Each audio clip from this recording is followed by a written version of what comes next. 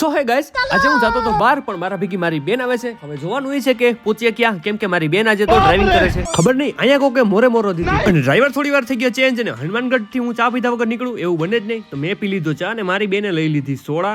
થોડા ઘેર મારા બાયણે નીકળીને સાવ ઇરિટેટ થાય, પણ કાવ કરીએ પછી નીકળી ગયા જવા માટે ને આ કઈ ભાષામાં લખ્યું છે એક વખત કમેન્ટ કરી દેજો ને. એમ કરતા કરતા પહોંચી ગયા અમે સીધા રાણાવાવ. અને આજે ટ્રાફિક એવી સારી હતી ને અહીંયાથી આપણે થોડા કપડા એવા ચેન્જ કરવાના, થોડીક વાર લાગી કપડા બદલાવાના, થઈ ગયા કપડા ચેન્જ અને પછી ત્યાંથી અમે નીકળીને બહાર આવ્યો તો મારી ગાડી કોઈ પણ એટલામાંથી દેખાણી નહીં. બહુ પલામાંથી કોઈક મારી ગાડી મૂકી અને પછી ત્યાંથી અમે સીધા નીકળી ગયા પોરબંદર જવા માટે. થોડી વારમાં જ પહોંચી ગયા પોરબંદર ને મારી બેન મને કઈ બાજુ લઈ જાય ખબર નહીં. સુલેમા ચોકમાં પહોંચી ગયા, ત્યાંથી પાછા ગલી ગાપચામાંથી ફરીને પછી પાછા એક દુકાને મને લઈ આવે ને અહીંથી થોડા કપડા લેવાના હતા, લઈ લીધા એને કપડા ને ફરી પાછું એક બીજી ગલીમાં એક દુકાને લઈ આવે, ત્યાંથી પણ કપડા લેવાના હતા. પણ અહીંયા પોરબંદરમાં એવો તડકો કઈ ઘટે નહીં. ફરી પાછા એક બીજી દુકાન આવી ગયા, ત્યાંથી થોડુંક લેવાનું હતું એ લઈને ફાઇનલી પછી આવી ગયા અમે સીધા નાસ્તો કરવા માટે. થોડો ઘણો એવો કરી લીધો નાસ્તો ને પછી નીકળી ગયા અમે ઘરે જવા માટે. અને આને કહેવાય ભાઈચારા ઓન ટોપ. પછી તડકો ખાતા નીકળી ગયા ઘરે જવા માટે. મોર મિની વ્લોગ્સ માટે ડુ લાઈક શેર અને સબસ્ક્રાઇબ. Bye bye.